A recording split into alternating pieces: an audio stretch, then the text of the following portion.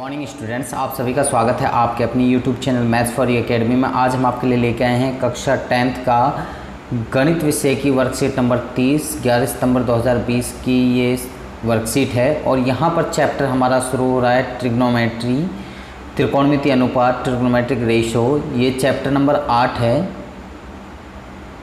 Chapter number 8 यहाँ से शुरू हो रहा है, तो इसलिए हम वीडियो जो है यहाँ वर्कशीट नंबर 30 से आपके लिए शुरू कर रहे हैं और बेसिक चीज़ आपको यहाँ पर बताएंगे। सबसे पहले हम ट्रिग्नोमेट्री की आपको डेफिनेशन यहाँ पर बता देते हैं कि ट्रिग्नोमेट्री की डेफिनेशन क्या होती है, यानी कि त्रिकोणमिति की परिभाषा क्या होती है। तो त्रिकोणमिति यानी कि ट्रिग्नोमेट्री शब्द की व्युत्पत्ति ग्रीक शब्दों से हुई है। ट्रिग्नोमेट्री को 3 टुकड़ों में इन्होंने बांटा है, ट्राई प्लस में गॉन प्लस में मैट्रॉन। ट्राई का मीन्स होता है अर्थ होता है 3, गॉन का मीन्स होता है भुजा और मैट्रॉन का मतलब होता है माप। तो ट्राइगोन ट्रिग्नोमेट्री का कंप्लीट मीन्स हो जाता है कि 3 भुजाओं वाली उसका यानी कि त्रिभुज का माप। त्रिकोणमितीय मुख्यतः समकोण त्रिभुज की भुजाओं तथा कोणों के मध्य से संबंध के अध्ययन से संबंधित है। यानी कि ये जो पूरी की पूरी ट्रिग्नोमेट्री है वो समकोण त्रिभुज और इसके कुछ स्तंभ हैं, उन्हीं के ऊपर डिपेंड है पूरी की पूरी ट्रिग्नोमेट्री। आगे यहाँ त्रिकोणमितीय अनुपात यहाँ पर लिखा हुआ है, तो इसके बारे में आप पढ़ते हैं कि क्या लिखा हुआ है। किसी समकोण त्रिभुज के एक अन्य के न्यून कोण के त्रिकोणमितीय अनुपात त्रिभुज के कोण और उसकी भुजा की लंबाई के बीच संबंध को व्यक्त करता है। ठीक है जी। यहाँ पर आप देख सकते हैं त्रिभुज आपको दी हुई है, इसमें ये हाइपोटेनस है, ये एक साइड हो गई और ये दूसरी साइड आपको गिवन है। तो यहाँ पर एंगल ए जो है आपको यहाँ पर एंगल ए के अनुसार ये सारे के सारे दिए हुए हैं। त्रिकोणमितीय अनुपात त्रिभुज ABC में एंगल B 90 डिग्री है और एंगल ए के लिए यहाँ पर कहा गया है। तो यहाँ पर जो ये एंगल B है ये 90 डिग्री है, यानी कि ये आपका 90 डिग्री का है। और एंगल ए आपको एक्यूट एंगल यानी कि न्यून कोण दिया हुआ है। इसी के आधार पर ये पूरे के पूरे जो इन्होंने दिए हुए हैं इनके ऊपर पूरा की पूरा ये डिपेंड है। तो इससे पहले हम आपको इसकी बेसिक चीज़ बता देते हैं। इसको बताने से पहले कि इसकी बेसिक चीज़ें हम आपको ये अगली स्क्रीन पर लेके आए हैं। यहाँ पर सबसे पहले आप देखिए, यहाँ पर ये त्रिभुज आपको दिया हुआ है, त्रिभुज ABC हमने बना लिया। एंगल B यहाँ पर 90 डिग्री और A एंगल यहाँ कहा है, लेकिन यहाँ पर थीटा ये एंगल के लिए हमने थीटा का यूज किया है। यहाँ पर साइन, अब यहाँ पर सबसे पहले ट्रिग्नोमेट्री के 6 पिलर्स हैं। 6 पिलर कौन कौन से हैं? Sine theta, cos theta, tan theta, cot theta, sec theta और कोसेक थीटा। ये इसके 6 पिलर हैं, यानी कि 6 स्तंभ हैं पूरी की पूरी ट्रिग्नोमेट्री। ये समकोण ट्राइंगल यानी कि समकोण त्रिभुज और 6 हमारे ये जो हैं इन्हीं पर पूरी की पूरी ट्रिग्नोमेट्री बेस्ड है। इसके अलावा आपको कहीं से कुछ भी और नहीं मिलेगा। तो इसी के ऊपर पूरा की पूरा दारोमदार है। अब यहाँ पर हम थोड़ी सी और आगे बात कर लेते हैं। तो यहाँ जो साइन थीटा है वो यहाँ कोसेक थीटा का अपोजिट होता है। इसी तरीके से कॉस थीटा सेक थीटा का अपोजिट होता है, वो यानी कि उल्टा होता है। इसी तरीके से टेन थीटा कॉट थीटा का उल्टा होता है। आपको समझ में आ गया। अब यहाँ पर हिंदी मीडियम वाले बच्चे जो है किस तरीके से याद रख सकते हैं और इंग्लिश वाले बच्चे किस तरीके से इसको मेमोराइज कर सकते हैं कि इनके जो अनुपात हैं वो किस अनुपात में होते हैं, उनको किस तरीके से याद रख सकते हैं। तो उससे पहले अभी हम आपको यहाँ पर ये बता देते हैं कि साइन थीटा अगर हम लिखते हैं, हमने बताया कि रेसिप्रोकल होते हैं। यहाँ पर जैसे हमने आपको यहाँ पर बताया कि साइन थीटा, ये साइन थीटा कॉस थीटा के अपोजिट होता है, ये हमने अभी आपको बताया। लेकिन अभी हम आपको यहाँ पर आगे थोड़ा सा यहाँ पर लेके चलते हैं। यहाँ हम आपको बताते हैं कि sine theta equal to 1/cos theta ये लिखा जा सकता है और कोसेक थीटा को हम लिख सकते हैं 1/sin थीटा लिख सकते हैं। कॉस थीटा को 1/sec थीटा लिख सकते हैं। सेक थीटा को 1/cos थीटा लिख सकते हैं। और इसके बाद में हम आपको और बता देते हैं, यहाँ पर टेन थीटा को 1/cot थीटा लिखा जा सकता है और टेन थीटा को ही साइन थीटा अपॉन में कॉस थीटा लिखा जा सकता है, यानी कि लिखा जाता है। कॉट थीटा को 1/tan थीटा लिखा जाता है और कॉट थीटा को कॉस थीटा अपॉन में साइन थीटा भी लिखा जाता है। तो यानी कि दोनों कॉट थीटा के ये और ये 2 मान हो गए, इसी तरीके से tan थीटा के ये 2 मान हो गए, जिसके अनुसार क्वेश्चन दिया जाता है वो यह वहाँ पर यूज किया जाता है। आगे हम आपको और बेसिक्स यहाँ पे बताते हैं। हमने दूसरी साइड में यहाँ पर आपके लिए इजी बनाने के लिए यहाँ पर लिख रखा है। तो सबसे पहले यहाँ पर हिंदी मीडियम वाले जो बच्चे हैं वो ये वाला फॉर्मूला याद रखें और जो इंग्लिश वाले बच्चे हैं वो ये याद रखें। यानी कि हिंदी मीडियम वाले बच्चे तो ये वाला याद रखेंगे और इंग्लिश मीडियम वाले बच्चे जो हैं ये वाला याद रखें। किस तरीके से याद रख सकते हैं, इसको बोलते क्या हैं, इसको लाल बटे में कका और ये पंडित बद्री प्रसाद हर हर बोल। तो इस तरीके से इसको याद रख सकते हैं हिंदी मीडियम वाले लाल बटे कका और इंग्लिश मीडियम वाले पंडित बद्री प्रसाद हर हर बोल। तो इस तरीके से इसको याद रख सकते हैं। अब यहाँ पर इसको किस तरीके से आप आगे यहाँ लाल बटे कका को अब आपको कैसे पता चलेगा कि ये लाल बटे कका में साइन थीटा क्या है, कॉस थीटा क्या है, टेन थीटा क्या है, कॉसेक थीटा की क्या है, सेक थीटा क्या है, कॉट थीटा क्या है। तो सबसे पहले यहाँ पर हमने साइन थीटा आपको बताया है और यहाँ पर ऊपर की तरफ ये क्रॉस का साइन हमने बनाया है यहाँ पर, यहाँ आप देख सकते हैं। तो यहाँ पर सबसे पहले एल लंब बटे में कर्ण, अगर आप ऊपर की तरफ से नीचे चलते हैं यानी कि एरो इस तरीके से ऊपर से नीचे की तरफ अगर काउंट करते हैं तो लंब बटे कर्ण तो साइन थीटा होगा, लंब बटे कर्ण, एल क्या है लंब और इंग्लिश में इसको पी कहा जा रहा है यानी कि परपेंडिकुलर और के को हाइपोटेनस यानी कि कर्ण को हाइपोटेनस कहा जाता है। और जो यहाँ पर और आधार है, आधार को इंग्लिश में बेस कहा जाता है यानी कि जो पंडित बद्री जो है यानी कि वो बेस। तो यहाँ पर लंब बटे कर्ण है तो वो साइन थीटा होगा, इसके बाद में आधार बटे कर्ण होगा तो वो कॉस थीटा होगा, लंब बटे के आधार होगा तो वो टेन थीटा कहलाएगा। इसके बाद में अगर हम इसको उल्टा करते हैं यानी कि नीचे से ऊपर की तरफ अगर चलते हैं, नीचे से ऊपर की तरफ अगर चलते हैं तो यहाँ पर सबसे पहले देखिए कर्ण बटे के लंब अगर कहा जाए, कर्ण बटे के लंब अगर कहा जाए उल्टा का कर रहे हैं तो ये हो जाएगा कॉसेक थीटा। अगर इसको नीचे से ऊपर की तरफ पढ़ें, इसको सेकंड वाले को अगर पढ़ा जाए तो इसको सेक थीटा कहा जाएगा यानी कि कर्ण बटे के आधार, तो ये सेक थीटा। और तीसरा है ये आधार बटे के लंब, तो ये आधार बटे के लंब ये हो जाएगा आपका कॉट थीटा। तो इसको किस तरीके से लिखा जाता है तो मैंने आपको यहाँ पर लिखकर भी आपको दिखा रखा है किस तरीके से आप इसको लिख सकते हैं। तो सबसे पहले यहाँ पर इस तरीके से आप लिख सकते हैं साइन थीटा बराबर लंब बटे कर्ण और यहाँ पर आप ऊपर देख सकते हैं ये बी सी और ऐसी हमने कहाँ से लिखा, इसमें आप इस फिगर के अंदर देख सकते हैं यहाँ पर लंब क्या है हमारा बेस हमारा ये है यानी कि जो न्यून कोण जहाँ बना होता है यानी कि एक्यूट एंगल जहाँ बना हुआ है या जो उसके साथ में कहा जा रहा है। जैसे अगर आपसे कहा यहाँ पर, अगर आपसे कहा साइन ए, तो साइन ए अगर कहा तो यहाँ पर एंगल होगा हमारा ये, और अगर आपसे साइन सी कहा जाता है तो फिर बेस हमारा ये हो जाएगा, ये साइड जो है हमारी ये वाली साइड फिर बेस ये माना जाएगा। अगर साइन सी कहा जाता है, साइन ए कहा जा रहा है तो बेस हमारा ये होगा और अगर साइन सी कहा जाएगा तो बेस हमारा फिर ये हो जाएगा। तो अभी हमारे लिए यहाँ पर हमने थीटा माना है, इसको यहाँ पर थीटा मान के हम चल रहे हैं। तो थीटा अगर हमने ये माना है तो इसके अनुसार हमारा परपेंडिकुलर यानी कि लंब जो होगा हमारा ये वाला हो गया, यानी कि ये हमारा लंब हो गया, ये हमारा लंब हो गया और बेस यानी कि आधार हमारा ये ए बी जो है ये हमारा बेस यानी कि आधार हमारा हो गया। तो इसके अनुसार आप यहाँ पर ये हमने जो लिखा है बी सी बटे में ए सी, तो ये हमने इसी के अनुसार लिखा है। तो यहाँ पर बी सी हमारा परपेंडिकुलर ये हमारा लंब और ए सी हमारा ये कर्ण हमने यहाँ से लिख दिया है। तो ये हमारा कंप्लीट हो जाता है यहाँ पर ये।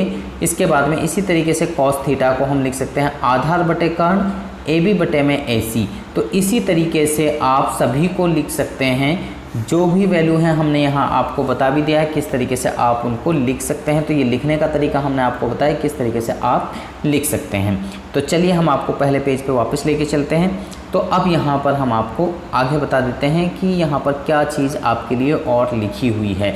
तो यहाँ पर सबसे पहले एंगल ए को अगर यहाँ मान के चल रहे हैं, यहाँ पर आप देख सकते हैं अगर एंगल ए को एक्यूट एंगल मान के चल रहे हैं तो यहाँ पर साइन ए की वैल्यू क्या होगी। अब यहाँ पर साइन ए का यहाँ पर साइन ई ये साइन लिखा हुआ है, तो इसका यानी कि साइन का पूरा नाम साइन, कॉस का पूरा नाम कोसाइन, टेन का पूरा नाम टेंजेंट, कॉट का पूरा नाम कोटेंजेंट, सेक का पूरा नाम सीकेंट और कोसेक का पूरा नाम कोसिकेंट।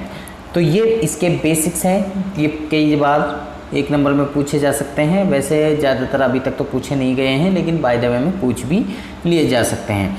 तो इसको यहाँ पर आपको हमने अपना तरीका बता दिया। इन्होंने किस तरीके से बताया है, इन्होंने बताया है कोण ए की सम्मुख भुजा, कोण ए की सम्मुख भुजा यानी कि इसके सामने वाली भुजा, इसकी बात कर रहे हैं, इस भुजा की बात कर रहे हैं, और बटे में ये कर्ण। तो यहाँ पर लंब बटे कर्ण यानी कि BC बटे AC, जैसे हमने वहाँ पे बताया है आपको, ये इन्होंने इस तरीके से आपको एक्सप्लेन करके यहाँ पे बताया है। इसी तरीके से कॉस ए की वैल्यू आप कह रहे हैं तो कॉस ए की कोण ए के संलग्न भुजा यानी कि कोण ए के साथ वाली एडसेंट साइड और बटे में ये हाइपोटेनस।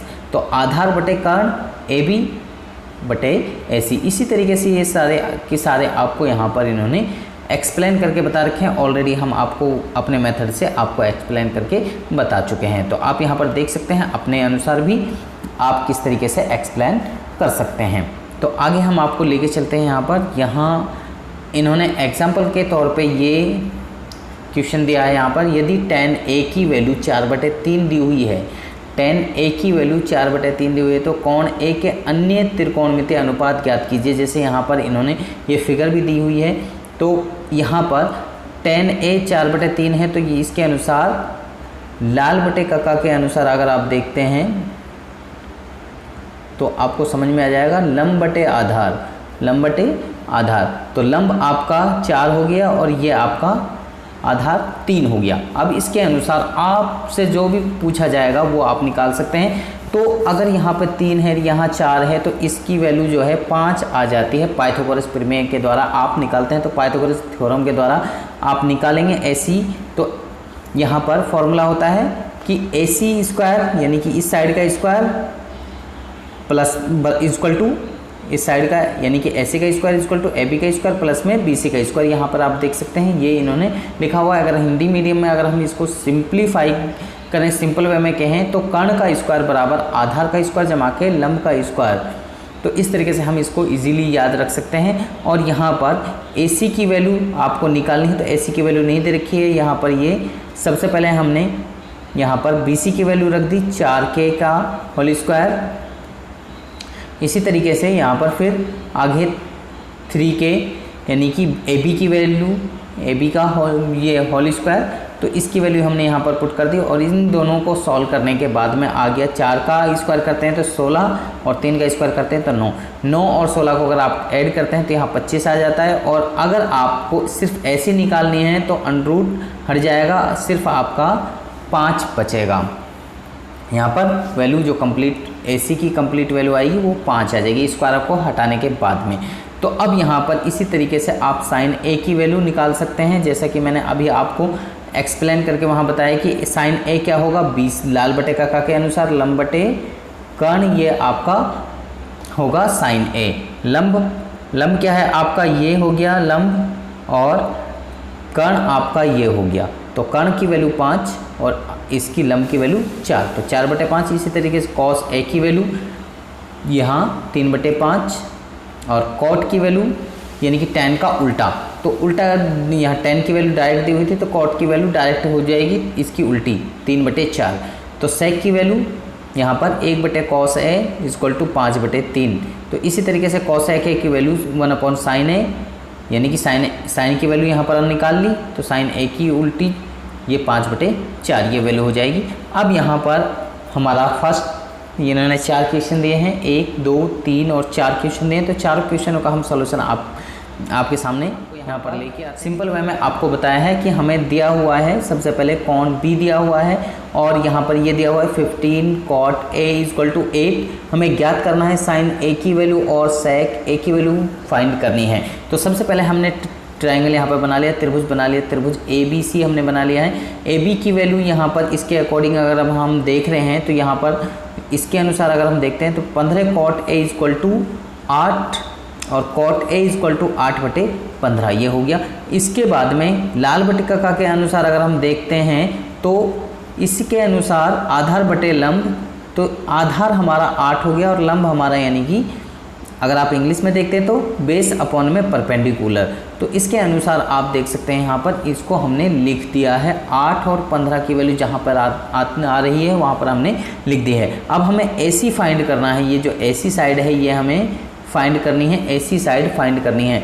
तो AC साइड हम किस तरीके से फाइंड करेंगे, पाइथागोरस प्रमेय के द्वारा हम फाइंड करेंगे।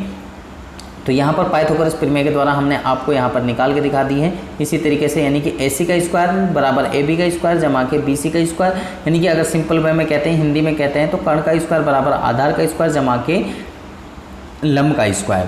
तो इसकी हमने AB की वैल्यू और BC की वैल्यू हमारे लिए दी हुई है, तो ये वैल्यू हमने यहाँ पर पुट कर दी, इनका स्क्वायर किया, 8 का स्क्वायर करते हैं 64 हो जाता है, 15 का स्क्वायर करते हैं 225 हो जाता है, इन दोनों को ऐड कर दिया, इन दोनों को ऐड करने के बाद में 289 आ गया। अब यहाँ पर दोनों तरफ अनरूट कर दिया, अनरूट करने के बाद में जो ये अनरूट ये रेज़्ड पावर 2 थी और ये अनरूट जो है कैंसिल हो गया। तो यहाँ पर सिर्फ हमारा AC बचा और 289 का अनरूट अगर करते हैं तो वो आता है हमारा 17 आ गया। अब हमें साइन A की वैल्यू फाइंड करनी थी और साइन A की वैल्यू फाइंड करनी थी और सेक A की वैल्यू फाइंड करनी थी, साइन A की वैल्यू और सेक A की वैल्यू फाइंड करनी थी। तो अब हमने यहाँ पर आपको यहाँ निकाल के दिखाया है कि किस तरीके से आता है।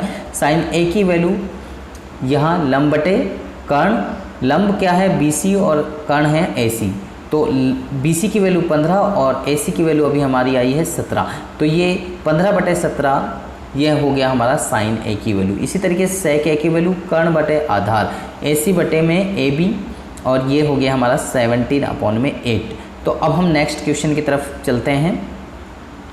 नेक्स्ट क्वेश्चन हमारा ये दिया हुआ है, त्रिभुज ABC में एंगल B 90 है, यदि सेक थीटा इक्वल टू 13/12 हो तो अन्य सभी त्रिकोणमितीय अनुपात परिकलित कीजिए। तो यहाँ पर हम आपको आगे बता देते हैं किस तरीके से। यहाँ पर जो हमारे लिए दिया हुआ है कोण B 90 डिग्री, सेक थीटा की वैल्यू हमारी दी हुई है 13/12 और हमें फाइंड करना है, यानी कि सभी त्रिकोणमितीय अनुपात फाइंड करना है, सभी त्रिकोणमितीय अनुपात फाइंड करने हैं। तो यानी कि हमें सेक के अलावा sine A, cos A, tan A, cot A, cosec A, यानी कि सारी की सारी हमें फाइंड करनी है। तो सबसे पहले हमने यहाँ पर ये त्रिभुज की आकृति बना ली है। इसके बाद में हमने जो वैल्यू हमारे लिए दी हुई सेक के अनुसार, तो सेक की वैल्यू 13/12, कर्ण बटे में आधार, AC बटे में AB, तो AC बटे में AB यानी कि AC की वैल्यू 13 हो गई, AB की वैल्यू 12 हो गई। तो ये हमने वैल्यू यहाँ पे और ये वैल्यू हमने पुट कर दी। इसके बाद में वही जो पहले हमने पिछले क्वेश्चन में किया है पाइथागोरस प्रमेय, तो पाइथागोरस प्रमेय के अनुसार अब हमें BC निकालना था, तो BC हमने पाइथागोरस प्रमेय के द्वारा उसी अनुसार हमने निकाला। यहाँ थोड़ा सा ध्यान रखना है, यहाँ पर AC दिया हुआ है, BC हमें निकालना है और AB दिया हुआ है, तो हमने यहाँ पर जिसकी वैल्यू जो दी हुई है उसके अनुसार पाइथागोरस प्रमेय में हमने पुट कर दी है। यहाँ पर BC की वैल्यू नहीं दे रखी, BC हमने सिंपल छोड़ दिया है। तो ये 13 का स्क्वायर 169 हो गया, 12 का स्क्वायर 144 हो गया।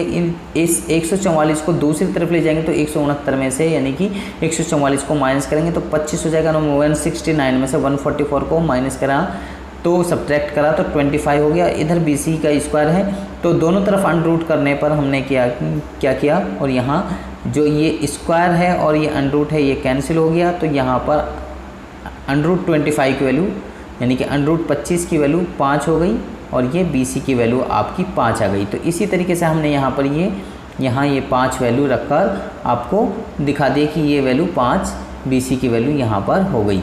इसके बाद में अब आपको साइन A की वैल्यू निकालनी थी। साइन A की वैल्यू लंब बटे कर्ण के अनुसार BC बटे में AC 5/13 वैल्यू, वहाँ से हमने BC की वैल्यू 5 और AC की वैल्यू 13।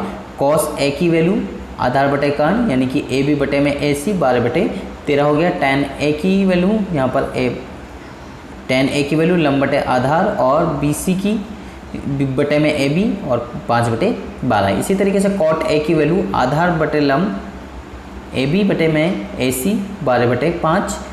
cosec a की वैल्यू कर्ण बटे में लंब बराबर AC बटे में BC और 13/5। ये वैल्यू इस तरीके से हो गई। अगर आपने साइन की वैल्यू निकाल ली है तो साइन की वैल्यू जो 5/13 आ रही है तो वो cosec की उल्टी होगी। यहाँ पर आप देख सकते हैं इसकी वैल्यू 5/13 है तो cosec की 13/5 होगी। cosec की वैल्यू cos a की वैल्यू 12/13 है,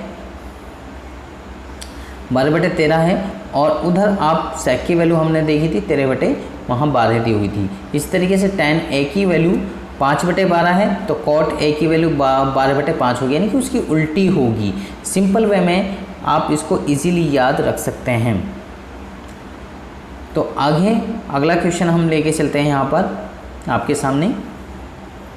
तो अगला क्वेश्चन नंबर 3 क्या कह रहा है, यहाँ पर एंगल B 90 डिग्री दिया हुआ है, साइन A की वैल्यू 3/4 दी हुई है और हमें cos A प्लस में साइन C इक्वल टू √7/2 ये प्रूव करना है कि ये होता है या नहीं होता है, ये हमें प्रूव करना है। तो सबसे पहले जो दिया हुआ हमने लिख लिया, ये साइन A बराबर 3/4 दिया हुआ है, ज्ञात हमें ये करना है तो ये भी हमने लिख लिया। इसके बाद में हमने ये त्रिभुज यहाँ पर बना ली है और जो वैल्यू जहाँ पर दी हुई है वो हमने यहाँ पर रख ली है। 4 और ये 3 वैल्यू दी हुई है ये हमने रख ली और ये हमने बाद में प्रूव करके निकाली है ये पाइथागोरस प्रमेय के अनुसार। तो साइन A की वैल्यू 3/4 तो BC बटे में AC, BC 3 हो गई, AC 4 है, AB हमें फाइंड करना है। तो पाइथागोरस प्रमेय का ही यूज करा है हमने और कुछ नहीं किया। तो इसी तरीके से जैसे हमने पिछले सवाल में किया था उसी तरीके से पाइथागोरस प्रमेय का यूज करके यहाँ पर वैल्यू पुट करी और यहाँ पर AB की वैल्यू √7 आ गई, जैसा आप यहाँ पर देख भी सकते हैं। इसी तरीके से अब हमें फाइंड करना था cos A की वैल्यू फाइंड करनी थी। cos A की वैल्यू आधार बटे कर्ण AB बटे में AC इक्वल टू √7/4 हमने यहाँ पर वैल्यू निकाल कर दिखा दी। अब इसके बाद में यहाँ पर साइन C की वैल्यू साइन C और cos A, देखो इसमें एंगल A कहा है और इसमें एंगल C कहा है। अगर एंगल चेंज हो गया तो जो साइड होगी वो भी चेंज हो जाएगी। अब अगर मैंने आपको बताया पिछले उसमें भी बता दिया है, अगर बेस यानी कि एंगल ये कहा जा रहा है, यानी कि जैसे cos A कहा है तो बेस हमारा ये हो गया और परपेंडिकुलर हमारा ये हो गया, ये वाली साइड परपेंडिकुलर हो गई। लेकिन अब उसमें साइन C कहा है तो साइन C ये कहा है तो बेस हमारा ये हो गया और परपेंडिकुलर हमारा ये हो जाए। कर्ण और कर्ण ही रहेगा, कर्ण में कोई चेंजिंग नहीं होगी। तो इसी तरीके से हमने यहाँ पर आपको नीचे यहाँ पर आप देख सकते हैं। तो साइन C की वैल्यू लंब बटे कर्ण, लंब अब हो गया हमारा AB और ये हमारा कर्ण जो है वो AC ही रहेगा। तो इसके अनुसार हमने वैल्यू पुट करी और cos A और साइन C को हमने जोड़ा। तो ये वैल्यू जोड़ने के बाद में आप देख सकते हैं तो यहाँ पर इनको दोनों को लिख दिया तो सेम एज इट इज़ आ रहे हैं दोनों, और दोनों में से अगर एलसीएम 4 लिया जाता है तो 4 लेने के बाद में ये दोनों को जोड़ देते हैं, 2√7 और 2 से 4 को काट देते हैं, 2 आता है और इसके बाद में वैल्यू आ जाती है आपकी लास्ट में √7/2। तो इस तरीके से ये सवाल आपका इजीली सिंप्लीफाई हो जाता है। तो नेक्स्ट क्वेश्चन की तरफ हम चलते हैं। नेक्स्ट क्वेश्चन है यानी कि चौथा क्वेश्चन, ये किस तरीके से सॉल्व किया है। तो यहाँ पर सबसे पहले तो ये हमारे लिए फिगर दी हुई है, आकृति में tan P cot R का मान ज्ञात कीजिए। PQ 12 है, PR 13 है और एंगल Q जो है वो 90 डिग्री आपको दिया हुआ है। तो जैसा कि यहाँ पर फिगर में ये बना रखा है तो हमने यहाँ पर फिगर आपको यहाँ पर भी बनाकर दिखा दी है। तो यहाँ पर हमारे लिए ये 13 सेंटीमीटर और ये 12 सेंटीमीटर ये ऑलरेडी गिवन है। तो अब इसके बाद में किस तरीके से इसको सिंप्लीफाई किया है तो हमने आपको सिंप्लीफाई करके यहाँ पर दिखा दिया है कि किस तरीके से हम करेंगे। दिया है जो चीज़ वो हमने लिख दिया, क्या प्रूव करना है वो हमने लिख दिया। इसके बाद पाइथागोरस प्रमेय द्वारा जो हमें निकालना है तो ये साइड हमें निकालनी थी, ये साइड हमें नहीं दी हुई थी तो ये हमने निकाल ली। यहाँ पर पाइथागोरस प्रमेय का यूज करके हमने ये वाली जो आपके सामने ये पाइथागोरस प्रमेय का यूज करके हमने यहाँ पर पाइथागोरस प्रमेय का यूज करके ये आपके सामने QR की वैल्यू 5 सेंटीमीटर यहाँ पर निकाल दी है। अब इसके बाद में आप यहाँ पर देख सकते हैं यहाँ पर tan p की वैल्यू लंब बटे आधार आर क्यू या क्यू आर बटे में पी क्यू 5/12 लाल बटे का यूज होगा ही होगा यहाँ पर कॉट आर। अब देखो यहाँ tan p थी, यहाँ कॉट आर, तो यहाँ पर जो बेस है वो p की साथ में जो p एंगल जो है उसके साथ में जो भुजा है वो वाला एंगल होगा। तो हम आपको ऊपर दिखा देते हैं। सबसे पहले अगर यहाँ पर tan p कहा जा रहा है तो बेस हमारा हुआ ये, tan p कहा जा रहा है तो बेस हमारा ये हुआ और परपेंडिकुलर हमारी ये साइड होगी। और अगर कॉट r कहा जा रहा है तो कॉट r में हमारा जो बेस होगा फिर वो ये बेस हो जाएगा और ये परपेंडिकुलर हो जाएगा। तो ये चीज़ याद रखनी है थोड़ा सा माइंड के अंदर, उसी के अनुसार ये सवाल आपके सामने होंगे। तो इस तरीके से ये वैल्यू दोनों की दोनों सेम वैल्यू आ गई हैं। अब इसमें क्वेश्चन में था कि tan p में से cot r को माइनस करेंगे तो क्या वैल्यू आएगी। तो tan p में से अगर cot r को माइनस करते तो tan p की वैल्यू रखी, cot r की वैल्यू, दोनों सेम हैं। अगर किसी सेम चीज़ में सेम को घटाते तो वो 0 आंसर आपका आता है। तो ये आपका इस तरीके से आंसर हो गया। तो मुझे लगता है कि आप लोगों को ये वर्कशीट अच्छी तरीके से समझ में आ गई होगी। अगर आप बच्चों को ये वर्कशीट अच्छी तरीके से समझ में आ गई है तो आप हमारी वीडियो को लाइक करें, शेयर करें, कमेंट करें ताकि और बच्चों को भी मदद हो सके। और आप हमारे साथ में बने रहिए हमारी नेक्स्ट वीडियो तक। आप सभी बच्चों का इस वीडियो को देखने के लिए धन्यवाद।